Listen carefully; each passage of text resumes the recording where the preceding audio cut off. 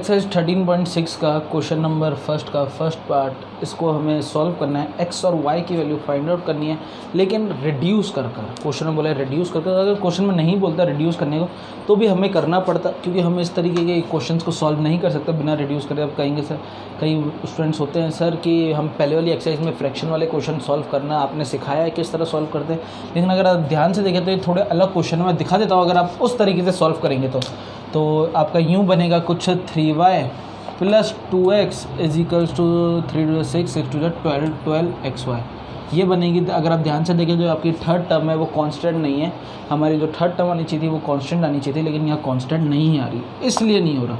ऐसा क्यों? क्योंकि यहाँ फ्रैक्शन में वेरिएबल दे रखे हैं। अगर फ्रैक्शन में वेरिएबल नहीं दे रखे होते तो ये बिल्कुल बहुत सिंपल क्वेश्चन था, कुछ क्वेश्चन ही नहीं बनता, वो तो बहुत चुटकी में हो जाता।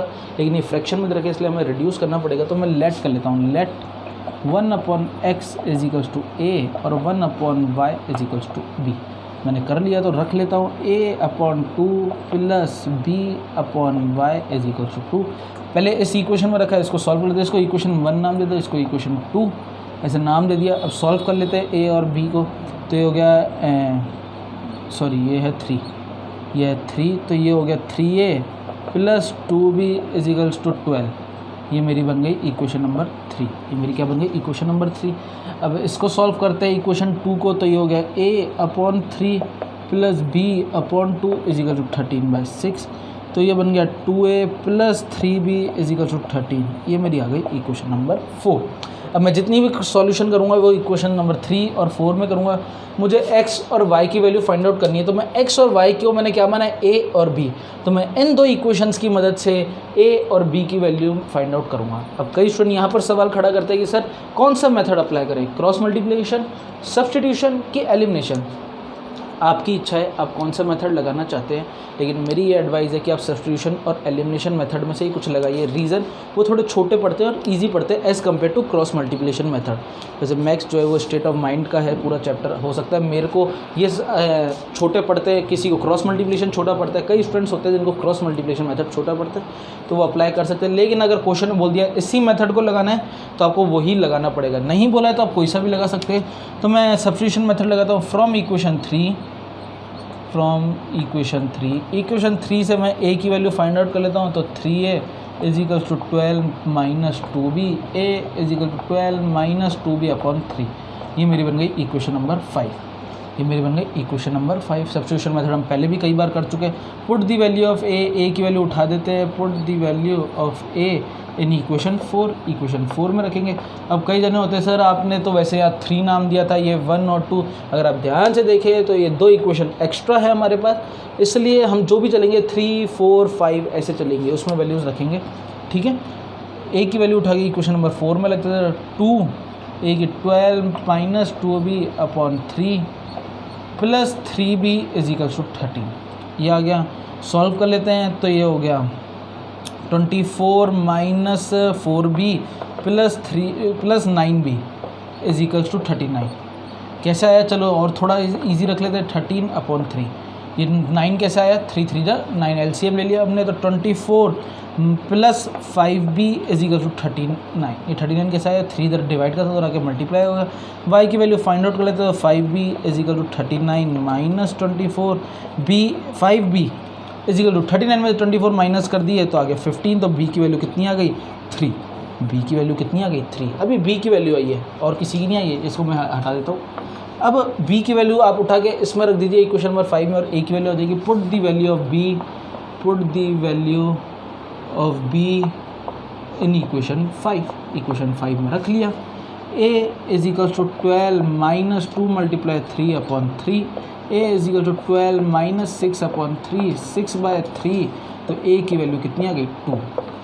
मेरे को क्या a और b की वैल्यू फाइंड आउट करनी थी? नहीं, मुझे x और y की वैल्यू फाइंड आउट करनी थी। मेरे पास a और b की आई है, तो 1/x इज इक्वल टू 2। तो ये कितना हो गया? 2 इधर मल्टीप्लाई का, ये चेंज कर लेते हैं हम इसको। क्या यहाँ कुछ भी नहीं है तो चेंज कर लेते हैं हम इसको। तो ये हो गया 2x is equals to 1, 2x is equals to 1। तो x की वैल्यू कितनी आ गई? 1/2। x की वैल्यू कितनी आ गई? 1/2। इसी तरह 1/y is equals to b, b की वैल्यू कितनी आई है? 3। ये 1/3 है, तो चेंज कर लिया तो y की वैल्यू कितनी आ गई 1/3, यानी y की वैल्यू हो गई 1/3, x की वैल्यू हो गई 1/2। मुझे ये फाइंड आउट करना था, पहले हमने इसको रिड्यूस करा a और b में, a और b की वैल्यू फाइंड आउट करी, उससे हमने x और y की वैल्यू फाइंड आउट करी। इस तरीके और भी क्वेश्चन हैं, वो भी देखते हैं। क्वेश्चन नंबर फर्स्ट का सेकंड पार्ट, ये दो इक्वेशंस दे रखी हैं, इसको मैं इक्वेशन 1 नाम देता हूँ, इसको मैं इक्वेशन 2, वही लेट कर लेते हैं। 1/√x को a मान लिया, 1/√y को b मान लिया, इसको चेंज कर लेते हैं तो ये हो जाएगा 2a + 3b = 2, ये मेरी बन गई इक्वेशन नंबर थर्ड। इसको कर लेते हैं, ये हो गया 4a - 9b = -1, ये मेरी इक्वेशन नंबर 4। वही सब्स्टिट्यूशन मेथड लगा रहा हूँ फ्रॉम इक्वेशन फर्स्ट से मैं a की वैल्यू फाइंड आउट कर रहा हूँ। अब b की करना चाहते तो b की कर सकते हैं, तो 2a = 2 - 3b, a = 2 - 3b/2, ये मेरी बन गई equation number 5। Put the value of a in equation fourth, put the value of a in equation fourth, equation 4 में रख लेंगे a की वैल्यू को। 4 a की वैल्यू कितनी है, ये 2 - 3b/2, 2 - 3b/2 - 9b = -1। सॉल्व कर लेते हैं, ये 2 से 2 कैंसिल आउट, तो आ गया 2, तो ये 4 - 6b - 9b = -1। सॉल्व कर लेते हैं तो 4 माइनस कितना हो गया 15b = -1, 4 + 1 = 15b, 5/15b ये कितनी आ गई 1/3, b की वैल्यू कितनी आ गई 1/3। Put the value of b की वैल्यू उठा के किस में रखेंगे, आपको पता होना चाहिए किस में, इक्वेशन नंबर 5 में, ताकि किसकी आ जाए a की इन इक्वेशन 5।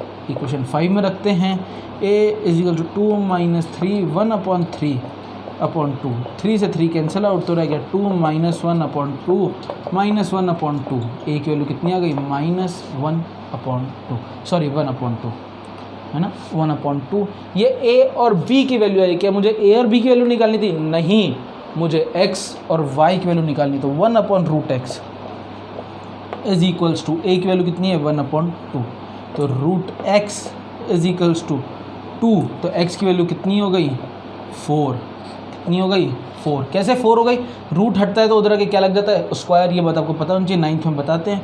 इसी तरह 1/√y = b की वैल्यू कितनी है 1/3, तो √y की वैल्यू कितनी हो गई 3, और y की वैल्यू कितनी हो गई 3 का स्क्वायर, तो कितनी हो गई y की वैल्यू 9। इस तरीके से होता है ये 3 का स्क्वायर, रूट हटता है तो स्क्वायर लगता है और स्क्वायर हटता है तो रूट लगता है, = उस तरफ जाके।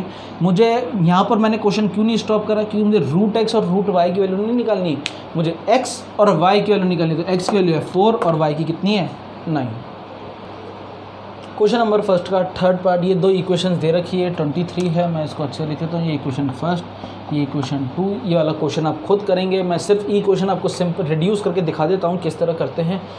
इसमें हमें y को कुछ भी करने की ज़रूरत नहीं है, y बिल्कुल सही है, तो 1/x को हम a मान लेते हैं, लेट कर लेते हैं a, तो इसमें ये हो गया 4a + 3y = 14, ये मेरी बन गई इक्वेशन नंबर 3। ये हो गया 3a - 4y = 23, ये मेरी क्या बन गई इक्वेशन नंबर 4। अब इधर से आप a और y की वैल्यू फाइंड आउट कर लेंगे, मुझे x और y की चाहिए, तो y की वैल्यू ऑलरेडी आ गई बच्ची, a की वैल्यू आपकी निकलेगी, उसकी मदद से आप x की वैल्यू निकालेंगे। ये आप खुद ट्राई करिए, अगर आपको कोई प्रॉब्लम आती है आप कमेंट बॉक्स में लिखकर हमसे पूछ सकते हैं, हम आपकी मदद के लिए बैठे हैं, लेकिन आप खुद ट्राई करें तो वो ज़्यादा अच्छा है।